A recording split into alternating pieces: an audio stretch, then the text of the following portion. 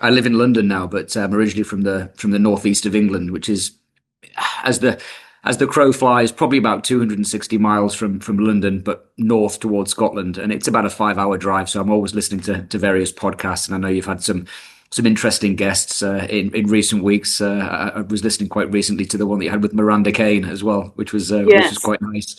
I've lived in London since I was 18, so I came down to London to I wouldn't say pursue drama, but it was an interest that I had, and I always wanted to be, which not a lot of people know. Um, I don't know whether to start with this point or go back to the very beginning. I'll start with this point. I mean, yeah, what I wanted to do when I was kind of in my secondary education was be a foreign correspondent. Uh-huh. So for any British listeners and maybe those that listen to BBC News Worldwide, back in the day, there was a really, really famous journalist called Kate Adie, and she was absolutely fantastic. I just loved the way that she presented, and I always remember vividly.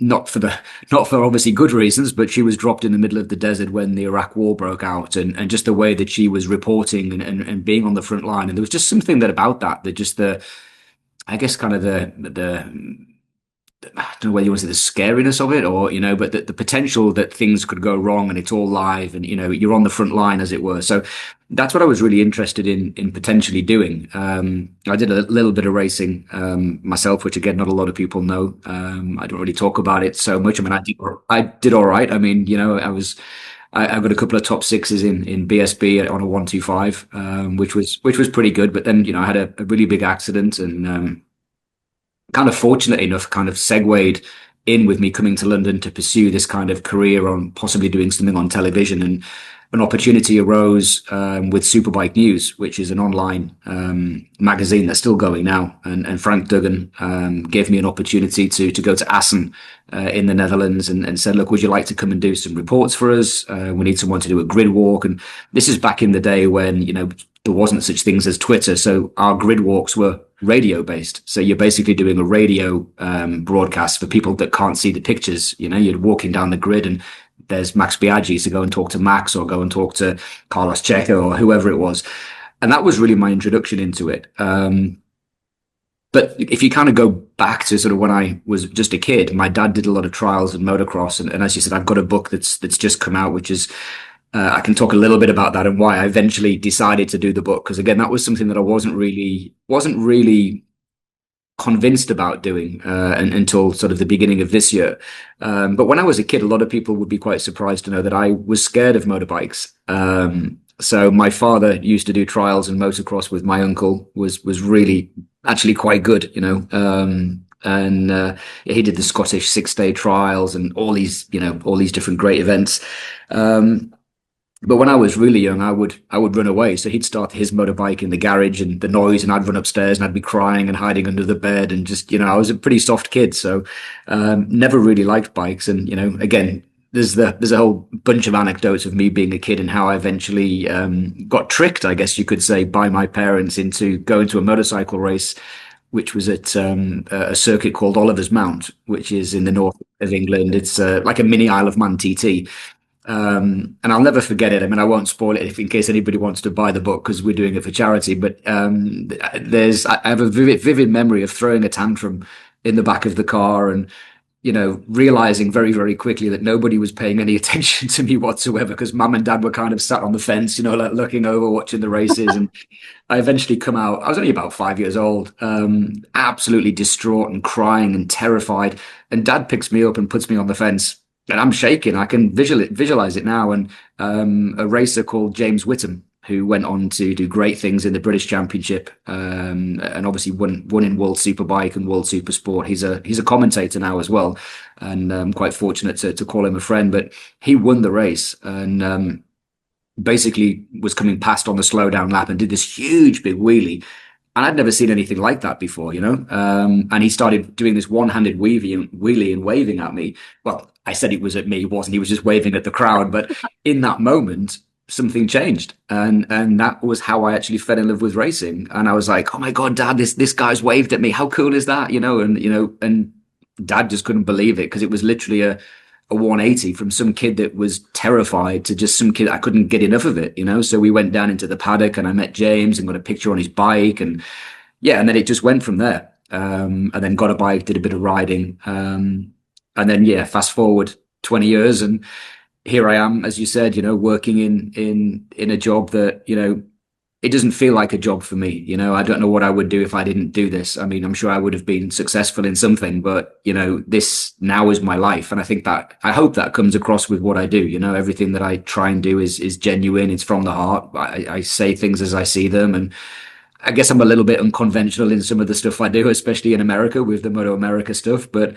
you know, I'm really fortunate, you know, with Wayne Rainey and with Chuck Axland, who run MotoAmerica, that they've kind of given me this free reign to do some crazy things stateside. And, you know, I've been able to really pull on some of the stuff I learned from drama school, all that kind of improv stuff, and kind of combine my love of theatre and racing, you know. So it's kind of it's all just kind of merged into one, and yeah, it's amazing. So that's a very broad overview, but that's kind of how it started and where we are now. Great. You're very good at painting a picture with, as you were saying, back in the day when there were no screens, to just use words to paint a picture and get a story across is such a talent. And you're very natural. I think everybody's always pleased to see you. I mean, we've experienced you at MotoAmerica in the paddock here, but, you know, as you were saying, from years ago, you've been in all sorts of scenarios, from running shows to getting involved in anything that races. Were you involved in the TT as well? No, I mean, I've been to the TT. I went with my father. So again, my sister was, well, she still is a dancer. She has a dance studio, but she was a very, very successful dancer. And she did disco dancing and ballroom and Latin American and all. She tried to teach me, God bless her, but I've got two left feet. So, but no, so it was kind of just a family thing growing up that, you know, and I don't know whether that's why maybe.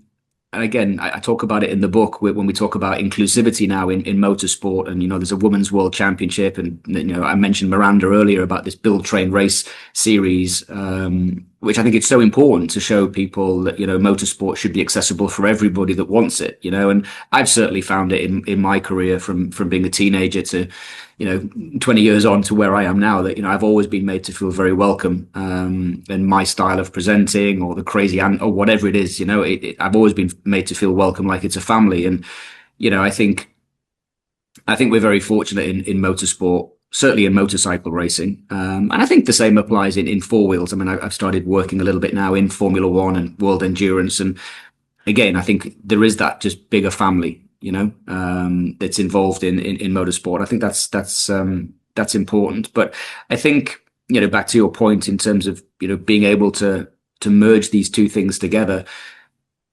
with the TT, it was kind of a weird one because, I mean, I've been to the TT a lot now. I used to go, I think the first year I went, I was maybe 10 or 11, and I wasn't allowed to go on the back of my dad. That was the big thing. So I could go pillion with him if we just went to a local race in the UK, but I wasn't allowed to go pillion the first year to the Isle of Man. And you know, I didn't understand why. And we ended up doing this road trip, trains, buses, taxis. It was the most father-son thing with our little backpacks on, and, you know, me running. I remember getting off the train. I said, I'm originally from the Northeast, and I remember getting off the train in Liverpool, which is where we were going to get the boat from.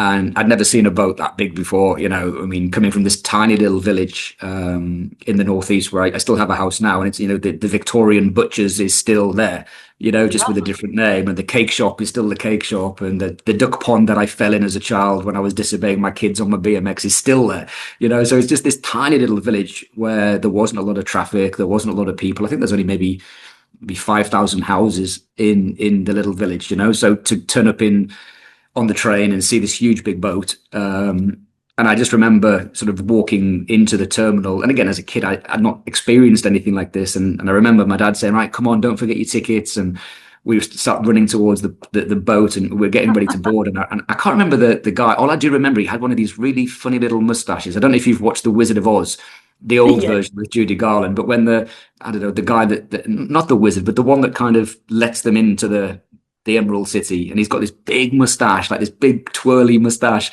And I'd never forget this guy. And he was just stood there and he's like, "What's your name?" And I'm like, "Michael." And he's like, "Come on, we're waiting for you." So that was it. I just start sprinting, like to get, I mean, obviously they weren't waiting for me, clearly, because but it was just little memories that I have as a kid and in getting there. And then, we got to Douglas on the Isle of Man, and then we had to take a bus and a little taxi, and then getting up at, I think back in the day, they did practice on the morning. I remember getting up at like 5 or 6 in the morning and my dad making me walk to the edge of the road, and Joey Dunlop and, some of the names back in the day, Steve Hislop, Carl Fogarty, on the RVF Honda, just whizzing past. I'd never seen anything like it. And it blew me away. So, I mean, from then I went every year for probably 7 or 8 years. I went with my dad, and then obviously, racing a bit that I was doing, and then jobs get in the way. And the last time I actually went to the TT was 2018. So I went with my best friend, and she'd never been there before. And yeah, she liked it as well. We ended up sitting in a hedge, and, I'm quite good friends with Peter Hickman. So it was like, sit on this part here and you'll see us coming past. And, anyone that's ever been will know what I'm talking about. If you've never been to the TT, you can sit on the side of the road and you hear the noise of the bikes coming for what seems like hours. And then in the blink of an eye, they go whizzing past you. And it's, I mean, my utmost respect to anybody that does the TT. But I mean, I've done plenty of laps in a hire car, but I'm not sure I'm brave enough to do it on closed roads. I don't think so anyway. Yeah, it's incredible, isn't it? It's quite an experience. Yeah, absolutely. It's quite an effort to get there. You're talking about the crossing on the ferry. It's usually rough. I mean, it's quite quite the adventure. Yeah, I mean, the last time I went, as I said, with my friend, we flew, because I was like, I'm not doing this whole trip. I mean, I did think about taking my own car and things. And obviously, again, one of the really nice things about the Isle of Man is over the mountain section. And it's about 11 miles or 12 miles or so. It's there's no speed limit. So I was thinking I could take my own car. I've got quite a nice little sporty car. And then I just thought, actually, no, because if I get it wrong and I put it into a tree, then it's my car that I'm wrecking. So I was like, let's just get a hire car and I can just go a little bit crazy in the hire car. So, but no, it is a long way to get there. I mean, there's a couple of ports that you can go to, but I think the ferry crossing, when I went with my dad, I don't think they even had, I think now they have some kind of catamaran faster boat, but I'm sure it took about 3.5 or 4.5 hours. I remember being in the boat for ages, but just being blown away by the amount of motorcycles on the boat. Like, just literally people sat in leathers and leather jackets and one-piece leathers and helmets everywhere. And it was the coolest thing ever as a kid. Absolutely. It's things that I'll never forget. Or if you don't do that and you turn up, I mean, everybody's there at the same time trying to hire a vehicle. So the idea is to take your own vehicle to go there on your own bike. But of course, the ferry ride, I remember I've been there a few times, everybody being sick. It was just always rough. Yeah, it's not the North Sea and obviously the Irish Sea from that side going across. It's not pleasant. And I'm not a good passenger. And again, this is quite funny. Whenever I do a lot of driving with the job, obviously, whether it's in the States or worldwide with my World Superbike stuff, but even getting in the car with my sister or my mum and dad, if I'm in the passenger seat, or even if I'm taking an Uber and I'm in the back, I don't know. It's not that I feel sick. I mean, I do end up feeling sick, but I think it's a thing of not being in control. I don't know. I don't know. Maybe that's what it is. That's kind of what I'm telling myself, because I think when I'm in the front, I don't feel, as a passenger, I don't feel the things that I feel when I'm in the back. But I think when I'm in the back, I'm a little bit on edge. I'm like, and it could be with someone that's an amazing driver, but I think I like being a bit more in control. Or maybe it's just because I'm too crazy and I don't know. Maybe they're not going fast enough. I don't know. In the back, you're not getting the information, the drive information, the road and everything to concentrate on. There's nothing there. Yeah, exactly. So what's Peter Hickman like? Is he a good guy? Yeah, really good guy. Yeah, I get on with him really well. And his dad obviously was involved when he first started. And, he's just a bit crazy, isn't he? I mean, to do those kind of speeds. Same with Dunlop and Davey Todd. Now all the guys that are there, and they say that they're not riding at 100%. But I mean, my goodness me! I mean, the speeds that they're doing. What is it now? 135 mile an hour average lap on a lap that's just under 38 miles long. I mean, it's incredible. I mean, if you've never, watching it on TV is one thing, but to actually go and see it live is really, as you know, if you've been, it's completely something else. Completely something else. It's an experience of a lifetime. I would say to anybody listening, go if you possibly can. Easy for me to say that. Yeah, absolutely. Well, it was easier when I was in England. I mean, we've tried to get there. It just clashes with things from here, but there's nothing else like it. Yeah, no, it's definitely worth exploring for sure. So we lived around the Brands Hatch area, let's say. So go back to those years when you were sort of starting out. You would have been British Superbike, and then you were World Superbike. You were, the man on the mic. Yeah, so I mean, my first ever, I mean, I had a trials bike, and from actually getting over that fear and getting into riding, and I actually went to the Roger Burnett. Roger Burnett was the first ever pole position man in World Superbikes back in 1988, and he did a racing school for young kids that wanted to go racing. So I remember my dad taking me there, and it was at Brands Hatch, funnily enough. In the and again, if you've never been to Brands Hatch, there's two paddocks. You've kind of got the main one with the garages, but then there's a tunnel that kind of takes you over to the outside of the first corner, which is this paddock hill bend, and it drops off. It's a bit like the corkscrew, not quite as intimidating as the corkscrew, and it's a lot faster if you compare it to Laguna Seca. And they basically put some cones up, and it was riding around there. So that was my first experience of going to Brands Hatch. But funnily enough, I've never worked in BSB. I think, again, a lot of people find that quite surprising. I obviously raced a couple of races there, but my first big break, as I said, came with going to World Superbikes. And the opportunity's never really been there for being in the British Championships. I think maybe because it's just taken me, globally, and I'm so thankful for that with World Superbikes. I mean, I joined World Superbikes as a freelance journalist, working with Superbike News, and then it went from that to doing all of the European races, and then taking over from Julian Thomas with the Paddock Show, which is, anyone that follows World Superbike now sees it. It's the heart of the paddock. We do all of our podiums there. I commentate the races there. So I've been, again, very, very fortunate that some of the crazy ideas that I've had, and I don't know whether that maybe comes from also being a fan, being at the first World Superbike race as a kid, and being able to sit on Fabrizio Perogano's bike and Fred Merkel's bike. Amazing. Yeah, incredible things that when I look back, and it's only when you mentioned the book earlier, and it's only when I started putting the book together, and I can tell you a little bit about that in a minute, but it was things that I'd forgotten that you start talking about again, like we are now, and you start remembering and recollecting things that you did as a kid. You think, you know what, for as much as I did complain at having to tidy my bedroom and all these things, my life as a kid wasn't that bad, right? I mean, didn't always see eye to eye with my parents, as I'm sure everybody's the same. I still don't always see eye to eye with my parents, even as a grown man. But, when I look at some of the things that they did and the sacrifices that they made for me and my sister, I'm just like, wow, it's the job that it's given me, the career that it's given me. And, I wouldn't be on the podcast talking to you. I wouldn't have met you, or, wouldn't have met such amazing people all over the world. Yeah, life is amazing the way it links up, isn't it? And you get taken on different journeys. Yeah, absolutely. Yeah, absolutely. But yeah, as I said, I've never worked in BSB. I mean, I would. I mean, I think it's a great championship. It's, as you say, it's one of the best domestic championships in the world. But like I said, the opportunity that I got in the World Championship with Superbikes was great. And then when Dorna took over the World Superbike Championships from Infront, who previously took it over from Flamini, they kind of liked what I was doing and kept me, and then obviously with them owning MotoGP, that opened doors for me there. And it was actually through being in World Superbikes at Laguna Seca that opened the door for MotoAmerica, because as a kid, I had three, but again, it's in the book. But three people, if I was I was asked this when we were putting the book together, who would you say is your idol? And I think the word idol or heroes kind of changed for me a little bit over the years. I think when you're a kid, it's, when you're 7, 8 years old, it's someone that's untouchable, right? They're just like these magical people that, that they're kind of not human in a way.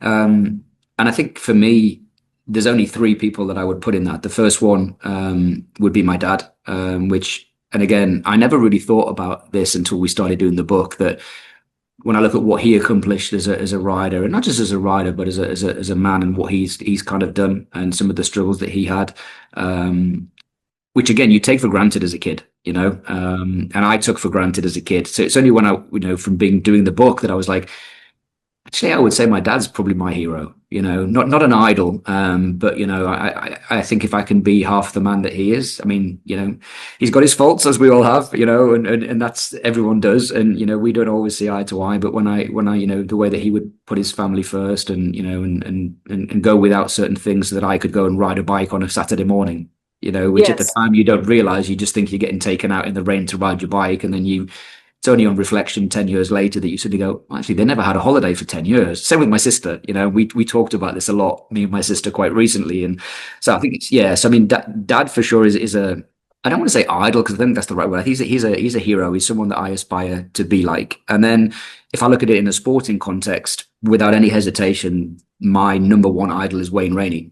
100%. And again, the reasons as to why are in the book, so I won't spoil it because then no one will buy it. We won't raise any money, but I think the guy is just an absolute legend, and off the track as well. He actually saw me doing the Paddock Show at Laguna in 2017, and I'm sure you've been to Laguna Seca when World Superbikes used to be there, and they never used to bring the support races, so it was just World Superbikes. So there'd be a lot of downtime where we've built this huge big stage, and this was just at the point that we were trying and starting to evaluate what we were doing with the Paddock Show and moving it more away from media and moving it more into a fan-based activity or activation, if that's the right word.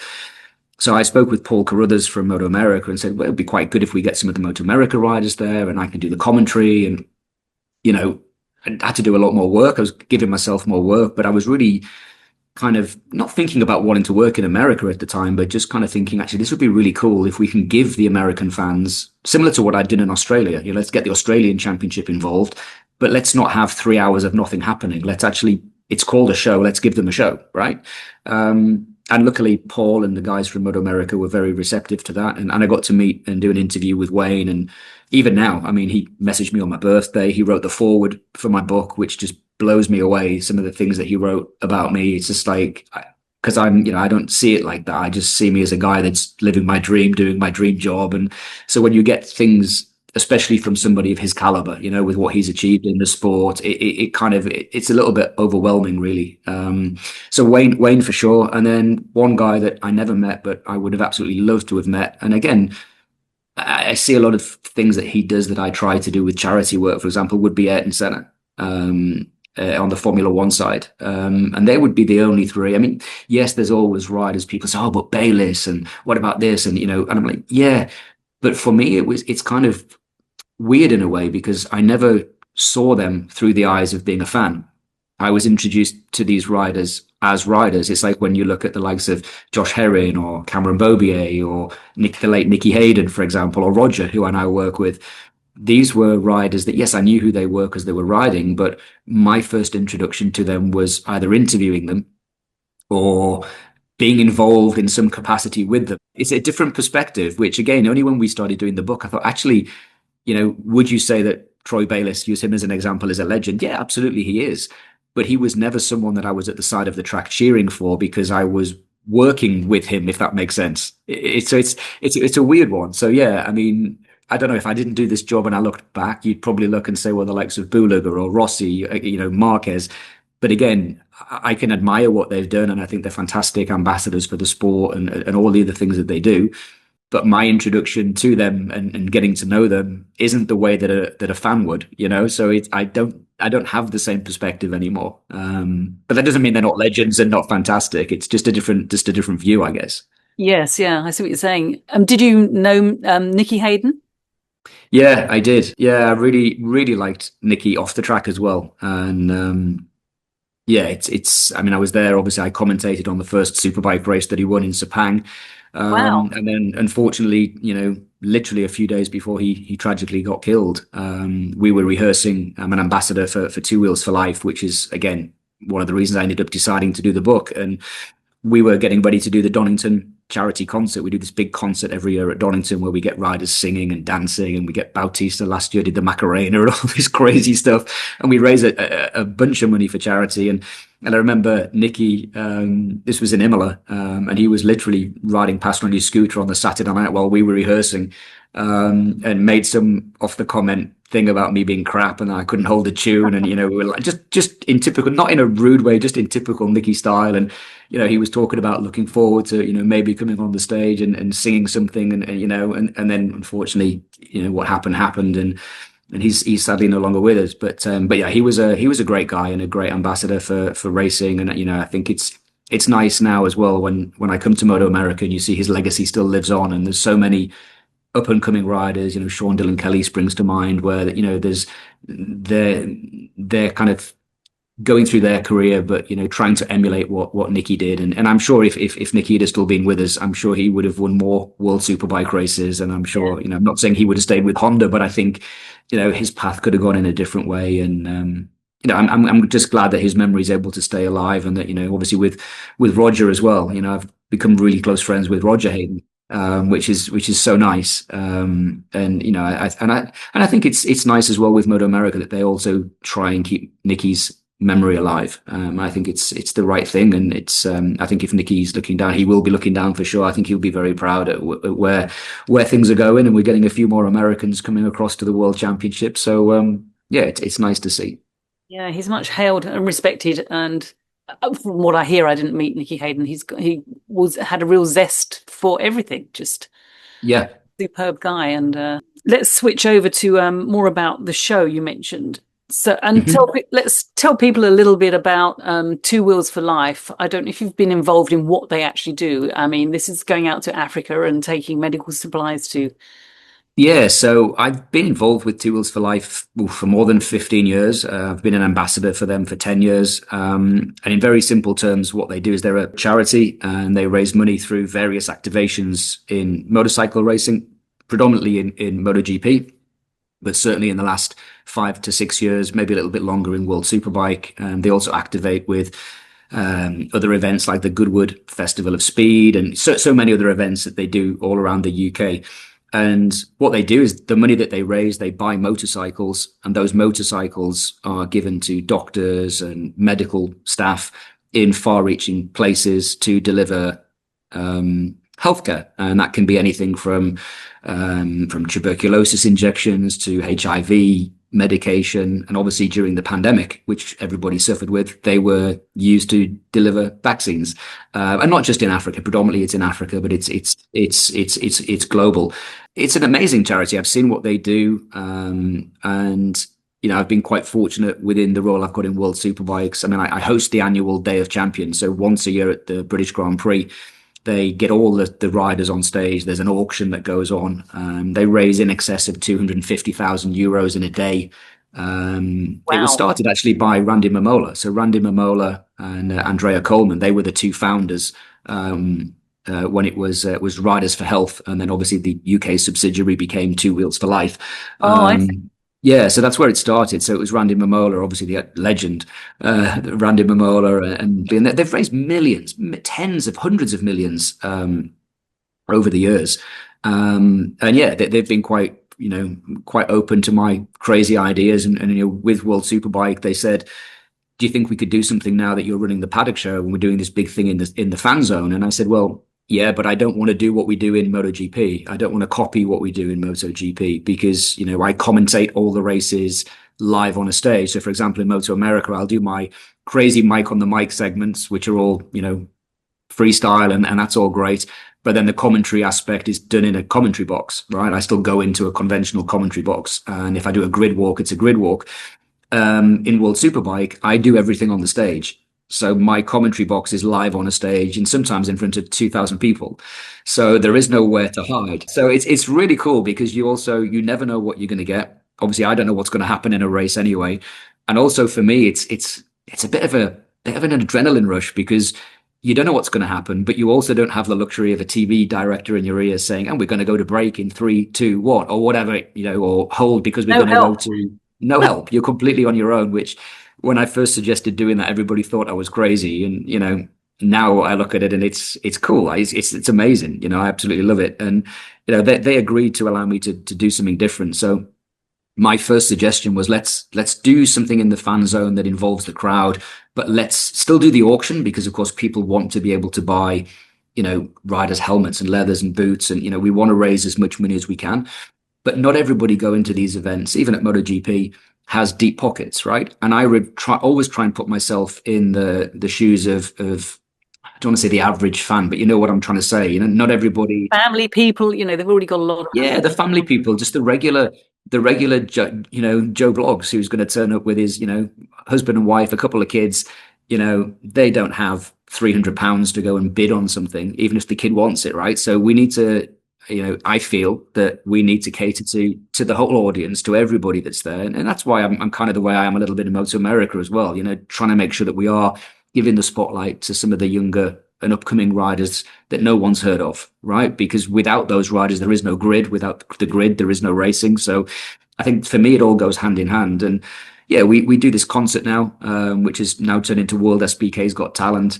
And we get 6 or 8 people. We've had the full Aruba IT team, Rocket BMW dressed up as the Spice Girls, Toprak came on board and sang the YMCA. I mean, we just had crazy. I mean, none of these riders are forced to do it. I start planning it. In fact, I'm already planning for next year now. And we've already got five teams and riders signed up, a couple of spots left. So if there are any riders listening that do want a spot, you're going to have to message me pretty quickly. And then we put on the show, and it's a full-on theatrical show. I lean on the stuff that I've done from performing in musical theatre and theatre, and we put on a show, with glitter and pyrotechnics and smoke machines and all kinds of crazy stuff. But we raised a lot of money. We raised over £30,000 in half an hour last year, which is incredible. And that leads me on, and that leads me on onto this book. I was asked before the pandemic if I would think, kind of like you're saying, some of these anecdotes and stories that people don't know, and we don't want them lost. Yeah, I mean, for me, I'm kind of like, I don't really think anybody would be interested in listening to that. I'm just a crazy guy with a shaved head and super white teeth, and I just clown around in the paddock. I mean, okay, I'd like to think I know what I know that. I've seen your logo. Yeah, I kind of branded it a little bit. But, I'd like to think that, that people think I know what I'm talking about. I do a lot of work behind the scenes, and I kind of, once the pandemic hit, I kind of shelved writing the book because, I've written a few books for World Superbike and their annual sort of reviews and things which have been published. And that's a lot of fun. It's a lot of work goes into writing a book. And I just never really thought about doing a book of my life, because to me, that's the kind of thing you do when you're ending your career. And for me, I don't feel that I'm anywhere near that. No. I feel like I've still got another 20 years at minimum bouncing around on a stage and traveling around, as long as, for sure, I don't want to stop yet. So I started writing it just before the pandemic, and I wrote probably 300 words and I stopped because I just found it really, really hard to, where do you start? How do you start? And writing about yourself, I don't know if you've ever written. I've tried and stopped. Yeah, because writing about yourself is difficult, and where, I can write about Toprak or Valentino Rossi or Nicky Hayden, because it's easier, I feel, to write about someone else. Or if I'm writing about a race that's happened, I find that very easy. But when I'm starting to look at myself, I was like, wow, I don't know how this is going to sound. Like, how is this, I don't want to sound this. I've done this, I've done that. Yeah, I'm not that kind of person. So it was like, I parked it.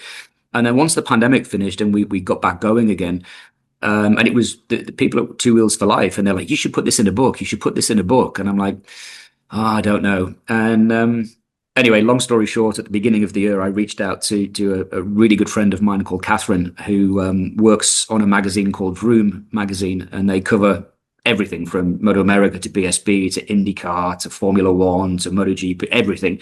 And she was at a couple of the races. And we just randomly were having a coffee, and we were talking about different things. And I just dropped into the conversation, would you consider helping me with this book? And, she's like, what's the idea? So I explained my idea that I didn't want it just to be Michael's life. I don't think that's how I want it to be.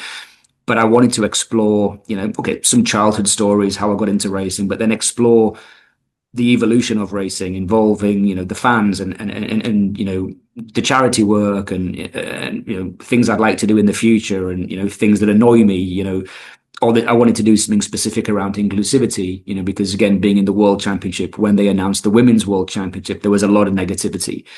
And I think, I have a platform, okay, some people, it's always subjective, right? For every comment, it's like if you listen to a singer, if you like the singer, you listen to the song. If you don't, you turn it off, so I think in the beginning, I was also very skeptical that, I wanted to try to please everybody. So I didn't want to let anybody down. I didn't want to say the wrong thing. And I still don't want to say the wrong thing or upset anybody. But I think I'm past the point now where I need validation, if that makes sense, where it's like, I'm comfortable with the role that I've created, the job that I do. And, there's always going to be somebody that doesn't like you. And, I'm going to get it wrong sometimes. I do get it wrong sometimes, because you're live in that moment. So I kind of just said to Catherine, why don't we just have a go at this and see if we can write some chapters? So we brainstormed, and Yeah, we started in January, and we only literally just launched the book a week ago. That's pretty quick going, actually, I would say. I mean, there's a lot to weave together to also Yeah. get that feeling where it's not just a big I am. As you say, you want to kind of show people the world of that you've been in. Yeah, and that was that was really important for me. And I think the thing as well was that, Catherine was really clever, because rather than it as kind of sitting there and talking like we are now and trying to write it sentence by sentence, she came up Yeah. with the idea of doing a series of interviews with me.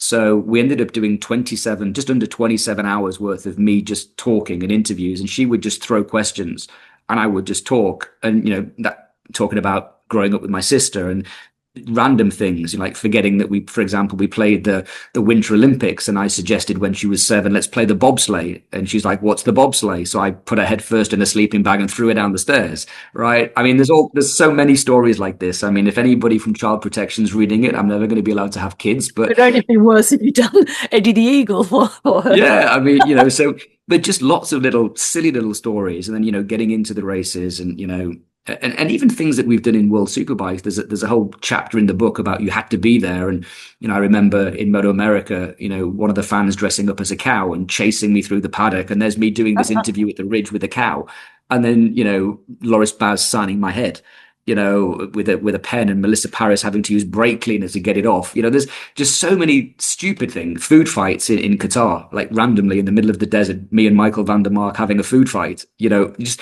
so many crazy stories, and Memories cropping up. yeah, incredible. And obviously we've launched the book. It's called Superbikes, The Stage and Me. It's available on Amazon globally. Hardback version, paperback. There's a Kindle version, and proceeds are going to go to the charity. And that was really the driver for me to do it. To go, okay, if there's a reason to do it and we can raise some money for the charity, then let's do it. And talking of your timeline, I was like, I don't want this to drag on a year or 18 months. If we're going to do it, we need to be very strict, and we need to say this is it. And I want to be able to launch it for Christmas.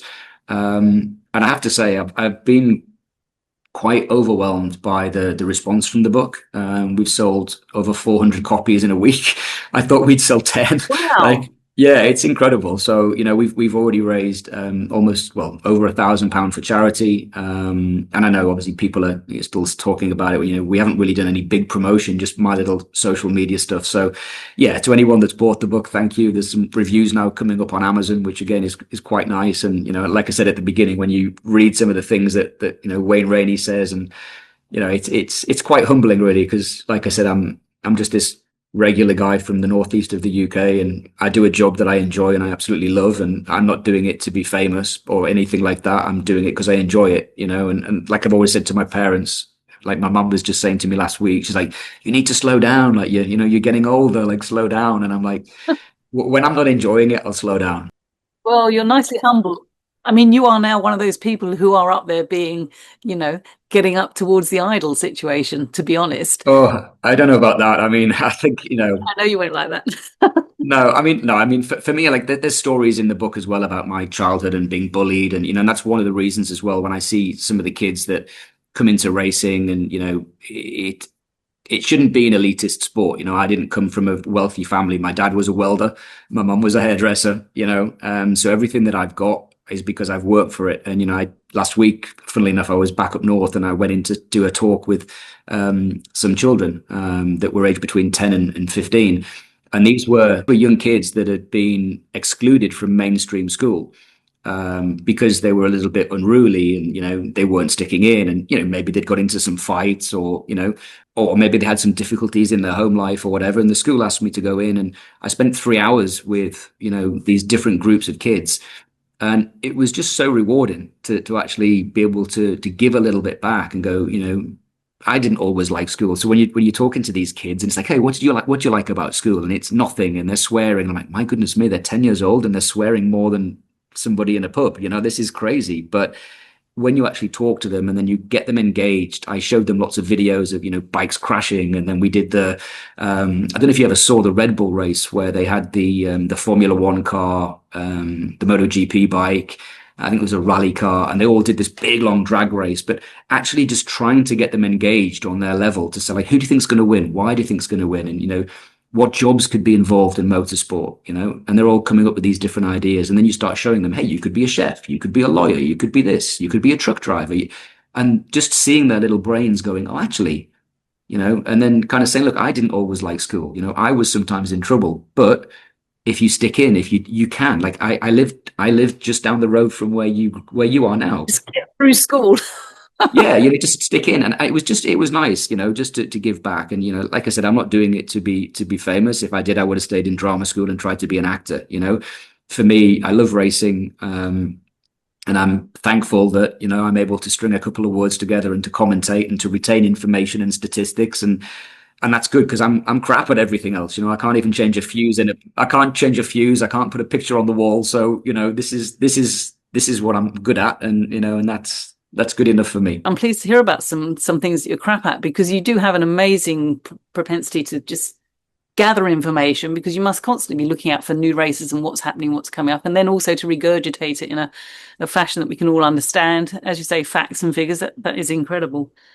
Yeah, I think, I was very fortunate, I think, growing up, that through my dad, I was exposed to many different forms of motorsport. And like I said, it's always subjective, so I'd listen to a commentator, or I'd listen to a presenter, or like I mentioned, Kate Adie, and different things. And I think for me, I've just kind of just taken bits from different people that I've liked, I guess, over the year, and just gone, this is me. But, what I think, and I think most people, especially, the friends that I've got to know now in MotoAmerica, that what you see in terms of my personality away from the track is the same as I am at the track. Like, it's just me, and, sometimes I'm a pain in the arse, right? You can ask my flatmate, like, I'm not the easiest person sometimes, and there's always an element where, I can't sit here and say you don't have an ego, right? Because as a presenter, you do, right? And I can't say I don't. There's nothing more satisfying than you're at a race and you get a kid that wants an autograph, or World Superbike, and they want to sit on a bike.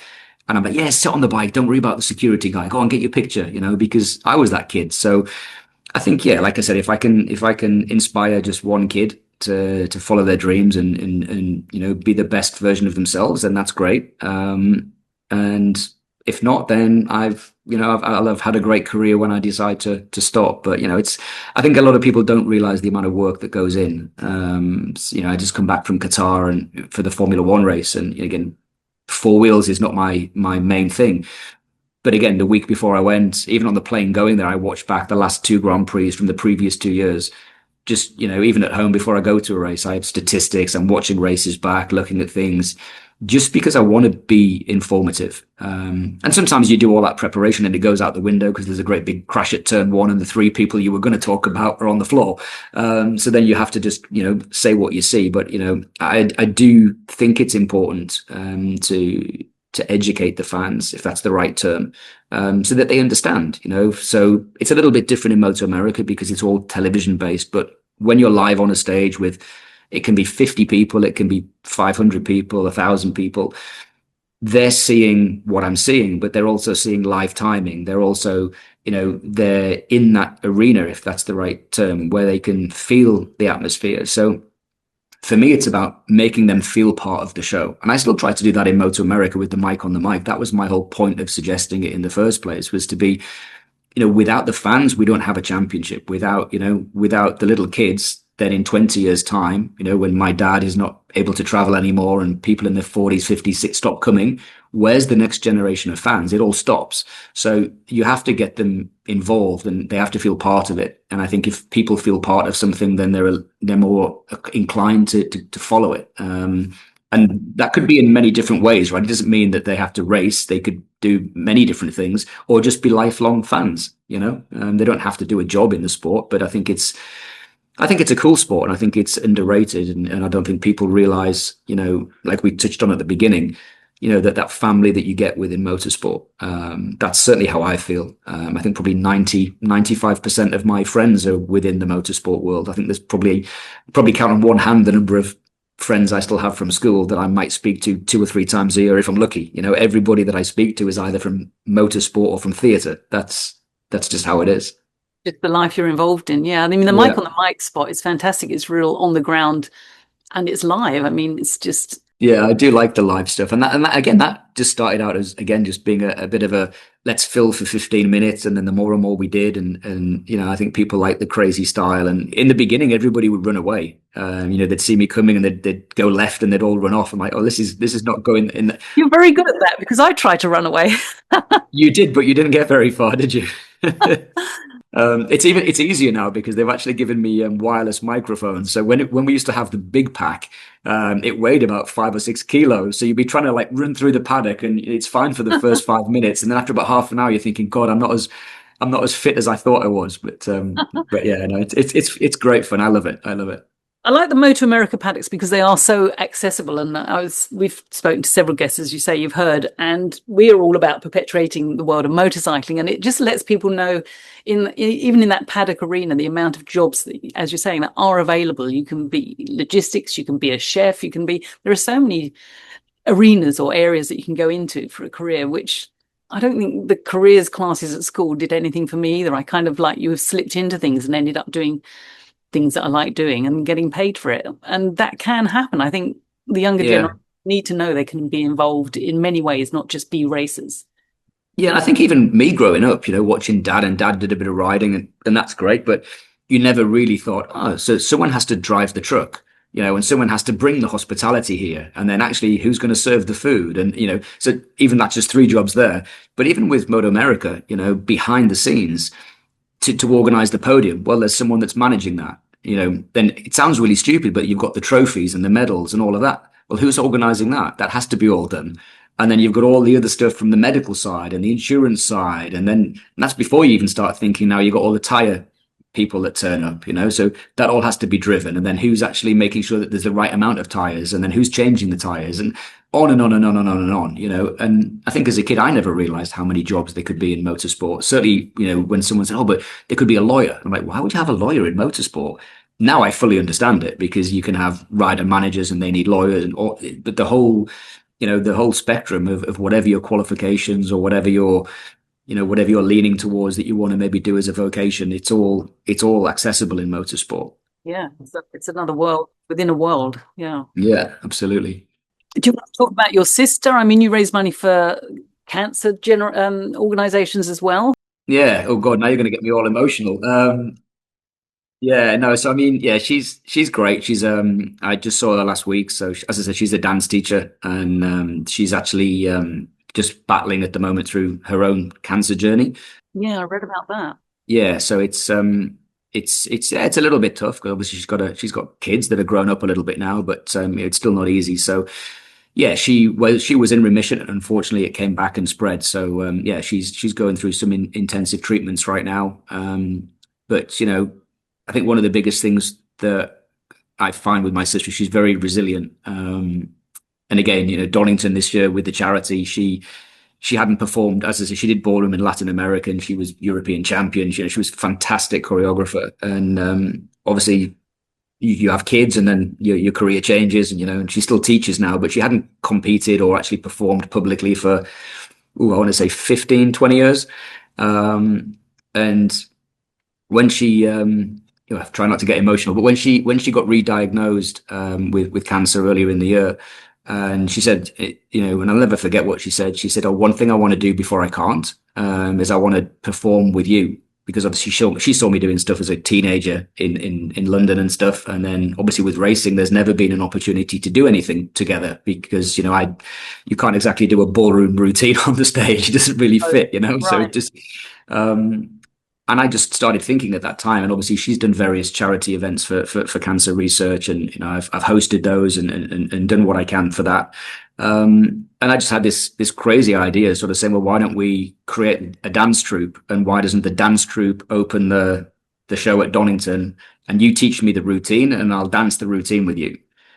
And then she went into full on. It was no longer brother and sister. It was, close your feet. You're leading on the wrong foot. 5, 6. Oh my God, it was brutal. But we had about 3 to 4 months of rehearsals to do this dance. I mean, I was only dancing for about 25 seconds, and I was exhausted. And bearing in mind, she was still going through all this treatment. And she came to Donington with her husband and her son, my nephew, and a couple of the kids that were going to dance. And she, I mean, I said it even on the stage. I even said to her before she did, so you don't have to do this. I mean, she looked awful. I mean, she'd literally had a session of chemotherapy 48 hours before. She could barely stand up. Oh And I'm gosh. like, you don't need to do this. Like, you've got nothing to prove. Like, nobody knows what's going to open the show. So if we just don't do it, don't do it. And she was absolutely insistent to go ahead and do it. And she got through it and did it. And yeah, I mean, so proud of her. And, it's something that, might never get to perform with her on the stage again. But, there's a Yeah. picture How of, there's a awesome. picture of me and her in the book that it's, that's one thing that I will remember. That's one of the things that I think I will be proud of, is the fact that I was able to perform with her, and it was dancing, which is what she wants. And, you know, yeah, but I think for me, it's always just, growing up with dance, and she danced since she was 3 years old. So for me as a kid on a weekend, going to watch a disco competition or a ballroom competition was just normal, where I think some people from the outside looking in, they don't see that. They see a very, a male dominated sport historically, and let's say a sport that's mainly more catered for girls. But for me, it's just kind of the two have merged. Yeah, they've just been in your life. They're just part of growing up and part of my life, But yeah, no, like I said, to my sister, she's great, and yeah, I love her very much, and she'll keep fighting, as will I, and anyone else that's suffering it. And it'll be, yeah, I think as long as you have a positive outlook, that's one thing that I've always said, that whatever life throws at you, I think the minute you throw in the towel and you sit on the sofa and say, I'm not going to go out anymore, and I'm not going to do X, Y, and Z, then you're kind of already admitting defeat. And she's definitely got a mindset similar to me when I was racing, that, you're going to give 100% until you can't. And I think that's a great way to live, to be honest. Yeah, I mean, a cancer diagnosis is polarizing, and it teaches you so much. It's weird. The person who is actually suffering the disease ends up being the one teaching everybody else about Yeah. life lessons, really. Yeah, absolutely. Yeah, absolutely. And she's definitely done that, and I see, even just from Donington, the amount of people this year that were going up to her and then talking, and then also starting to share their experiences, and even colleagues that I've got within the World Championship that were going through their own little, journeys through cancer and things like that, and not just cancer, other things as well. And they were able to talk, and it was nice. It was nice, and I think it's something that she's proud of, that she's able to try and raise awareness. And I mean, yeah, I never realized that the statistics, like one in two people will potentially get cancer or know someone that has cancer in their lifetime. I mean, that's a horrifying statistic. 50% of the population. I mean, it's and it's a very indiscriminate disease, isn't it? I mean, I'm not saying that any disease, but I remember seeing Sylvain Guintoli, the former world champion, and his little boy passed away, and he was 6 years old. And it's just like, how does that happen? This is a child. I'm not saying it. This is not coming out the way I meant it to say. I'm not saying it's okay for a woman in her 30s to have cancer. That's not what I'm saying. But how can that happen to a child? That's just so wrong. I think it's completely wrong. This is just a young kid that's just starting out their life. And yeah, so I think talking about it is good, and raising awareness about it is good. And as my sister said, there are checks available. If you feel something, whether you're a guy and you feel a lump, or you're a lady and you feel a lump, go and get checked. Go and get checked. Early diagnosis is early diagnosis. Yeah, absolutely. And give yourself the best shot. And it's so prevalent these days, cancer. I mean, we talk about this, Arthur and I, back in the day. I don't know if Roy Castle springs to mind, but he had cancer, and it was very unusual, and we were all on watch for him. But now, as you say, every family has some involvement, some experience, unfortunately. So is your sister getting a mention in the book? Yeah, there's a whole chapter dedicated to sibling rivalry, and you'll have to buy it to find out. Throwing her down the stairs as part of the Winter Olympics bobsleigh team was just one of the many anecdotes that are in there. But yeah, I mean, there's quite a few. Which when I look back, I'm thinking, my goodness me, how she didn't break some bones. But we talked about it, and I asked her, I said, are you happy that we put this in the book? And she was like, yeah. And then it's funny, actually, I was just up north last week, just coming back to London before I go on vacation for Christmas, and she was just saying, but you forgot about this and you forgot about that. And I was like, I'd never work again if we put that in the book. I mean, maybe that's version 2 that comes out in it when I've. This guy isn't the nice boy we thought he was. No, that's the thing. Like, so many people have read it and they're like, "My God, the things you did to your sister." And I'm like, "Yeah, I know." But yeah, she's all right. She's come out the other side, and she gave as good as she can get. One thing I will say, that there was this one time where she, I won't say what we did, but we did something that was really naughty. And when I was a kid, I wouldn't say my parents were abusive. They weren't abusive, but if I was naughty, I'd get a smack around the back of the head or a smack on the bum, right? They just, you knew you'd done wrong. Sure. But we always knew when we'd overstepped the mark because it was just those dreaded words, wait until your father gets home. And my father's softer than me. Like if you ever saw pictures of my dad's just, he's a version of me, but he's super slim, super slim. You know, he couldn't punch his way out of a paper bag, bless him. But it was just that fear factor as a kid that Yeah. wait till your father gets home. And then that was it. Bedrooms were made, homework was done, pots were cleaned. But yeah, you'll have to read the book to understand what that was all about. But there's some funny stories. There's some funny stories. We'll put a link in the show notes to straight to the book, and we'll put your social media up there as well, so that people can have a nosy. Yeah, great. Thank you. All these things we're hearing, because people know sort of bits about you, but not the whole picture. You're involved in so many things. It's a busy old life for sure. Yeah, I did 28 weekends this year. I did 32 last year. So like I said to my mum, I've cut back. I've cut off 4 events this year. So but I mean, like I said, while I'm still able and I'm enjoying it, I wanna live life to the full, and I wanna keep doing the job that I love, and getting to meet amazing people around the world. And there's plenty of time for me to sit on the sofa and watch whoever takes over from me in 20 years. Right now I'm enjoying it, and I'm proud to be part of a sport that, like I said at the beginning, that I really never thought in a million years. If you'd have asked me as a 5, 6 year old, or even probably as a 10 or 12-year-old, do you think you'll work in motorsport? Not in a million years. Even though I was starting to like it as a kid, I was terrified. Like, just I could never imagine it at all. But thankful that I am. I'm going to go back to MotoAmerica and the paddock there. I wondered what you thought about the bagger racing, because we've seen it from inception, how incredibly popular it is now. And I want to chat about this a bit, because I had a conversation with a racer called Archie Mad Dog McDonald. Yeah, I know Archie quite well from the Spanish from Australia, but from the Spanish Championship as well. Yeah, and he's going to be racing baggers next year. That's just been announced. He is, and he's a fresh announcement for racing the baggers, which is going to be on the MotoGP circuit.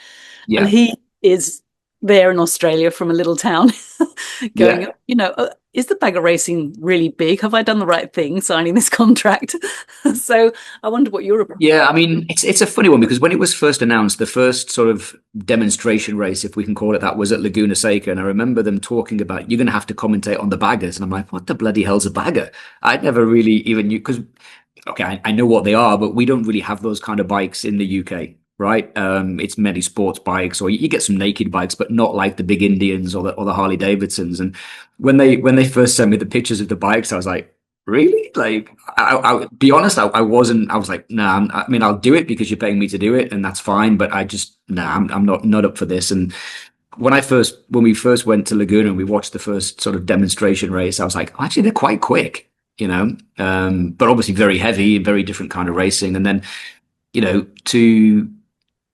and I don't know whether it's maybe my view has changed because of being involved in the series and seeing how the rules have evolved, and also seeing some of the riders that have been involved, getting to know Kyle Wyman very well. And, he was doing Superbikes, but moved that way. Loris Baz, of course, who I know from MotoGP and World Superbike, hanging up the Superbike leathers and going that way. Bradley Smith, and getting to talk to them and understand it. And I honestly have to say that where it is now, I think it's amazing. I mean, I think they're all crazy. I mean, to be lapping as quick as a super sport bike on a bagger that weighs about 400 kilos. I mean, exaggerating, but to see the likes of Jeremy McWilliams on the bike and Troy Herfoss at Daytona with the sparks coming off the bags as they go up onto the banking. I'm like, it's the craziest thing that I've ever seen. But yeah, I mean, this year there has been a racing league that ran alongside the Spanish Championship. I don't know if your listeners are aware of that, but it ran alongside the Spanish series.